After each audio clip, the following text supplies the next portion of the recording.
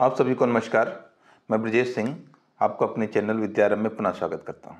आज हम medium transmission line के बारे में डिस्कशन करेंगे। तो मीडियम ट्रांसमिशन लाइन 100 किलोमीटर से 250 किलोमीटर के बीच की होती है। बिलो 100 किलोमीटर ट्रांसमिशन लाइन को हम शॉर्ट ट्रांसमिशन लाइन कहते हैं, जैसा हमने पिछले वीडियो में डिस्कशन किया था। तो शॉर्ट ट्रांसमिशन लाइन के केस में हमने शंट एडमिटेंस को इग्नोर कर दिया था, नेग्लिजिबल मान लिया था। ये हमारा लाइन इम्पीडेंस हो गया और रिसीविंग इन वोल्टेज या यहाँ पर लोड कनेक्ट है। ये हो गया sending end voltage and sending end current.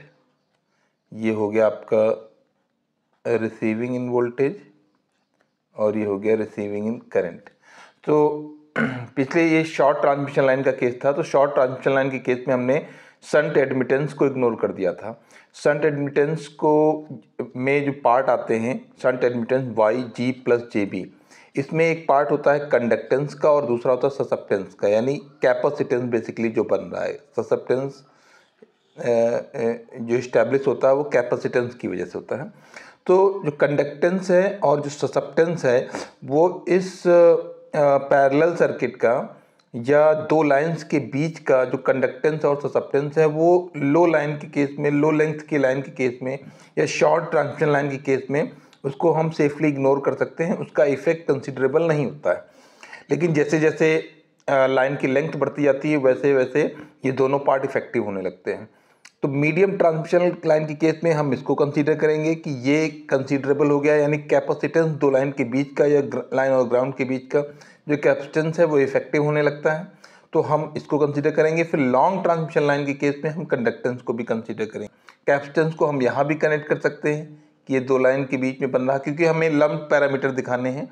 Short transmission line के केस में हम डिस्ट्रीब्यूटेड पैरामीटर नहीं दिखाएंगे। तो हम पूरी लाइन का जो कैपेसिटेंस है वो एक ही पोजीशन पे हमको दिखाना है। तो हम सेफली यहाँ मान सकते हैं कि ये लोड के पास मान सकते हैं या पैरेलल में मान सकते हैं कि एक कैपेसिटेंस कनेक्ट है जो कि इस दो लाइन के बीच का कैपेसिटेंस को रिप्रेजेंट कर रहा है। या फिर हम यहाँ पर भी मान सकते हैं कैपेसिटेंस यहाँ पर कनेक्ट है। तो या फिर हम बीच में भी मान सकते हैं। तो इसके बेसिस पर मीडियम ट्रांसमिशन लाइन के दो मॉडल हो जाते हैं।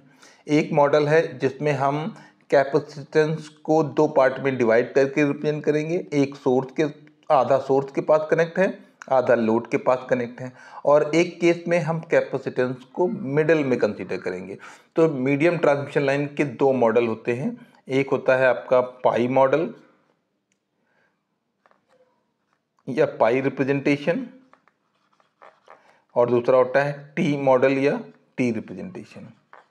सो पाई ट्रांसमिशन लाइन इम्पीडेंस है, ये दो पार्ट में डिवाइड हो जाता है। Z/2 इस तरफ और Z/2 कैपेसिटर के या कैपेसिटेंस के अब दूसरी तरफ। तो इस टाइप से ये इम्पीडेंस को हम दो पार्ट में डिवाइड कर देते हैं। सेंडिंग इन वोल्टेज हो गया, सेंडिंग इन करंट। ये रिसीविंग इन वोल्टेज हो गया और ये रिसीविंग इन करंट। तो जो कैपेसिटेंस है ये हमने लंप कर दिया या एज्यूम कर लिया बीच में, ट्रांसमिशन लाइन के जस्ट बीच में जो भी कैपेसिटेंस है, पूरी लाइन का कैपेसिटेंस हमने इस जगह पर एज्यूम कर लिया। और ये इम्पीडेंस को हमने दो पार्ट में डिवाइड कर दिया एज पर फॉर द रिलायबिलिटी और एनालिसिस। तो इम्पीडेंस Z/2 इस सोर्स की साइड में हो गया, Z/2 लोड की साइड में हो गया। तो इस मॉडल को हम टी मॉडल कहते हैं। और पाई मॉडल क्या है? पाई मॉडल में कैपेसिटेंस को दो पार्ट में डिवाइड करेंगे। हम कैपेसिटेंस को दो पार्ट में डिवाइड करेंगे। हाफ कैपेसिटेंस इस साइड Y/2 या jωC/2 और बीच में पूरा जो भी ट्रांसमिशन लाइन इम्पीडेंस है वो एक साथ और middle of the line consider करेंगे और हाफ कैपेसिटेंस इस अपोजिट साइड कंसीडर करेंगे। तो ये Y/2 यहाँ हो गया। तो ये हो गया यहाँ पर आपका सेंडिंग इन वोल्टेज हो गया और ये हो गया सेंडिंग इन करंट। यहाँ पर आपका हो गया रिसीविंग इन वोल्टेज और ये हो गया रिसीविंग इन करंट। तो इस यहाँ पर हमने पूरे कैपेसिटेंस को एक साथ centre of the line consider कर लिया है, तो वो हो गया टी मॉडल। और यहाँ पर आप देख सकते हैं कैपेसिटेंस की दो ब्रांच एज्यूम कर ली हैं। एक सोर्स के पास हमने आधा कैपेसिटेंस लाइन का सोर्स के पास एज्यूम कर लिया है और आधा लोड के पास एज्यूम कर लिया है, तो इसको बोलते हैं पाई मॉडल। तो इन दो मॉडल के बेसिस पर मीडियम ट्रांसमिशन लाइन की एनालिसिस की जाती है। तो आइए अब हम वन बाय वन एक मॉडल को कंसीडर कर लेते हैं और उसको देखते हैं कि कैसे हम उसे रिप्रेजेंट करते हैं, उसकी मैथमेटिकल इक्वेशन कैसे फॉर्म होती हैं।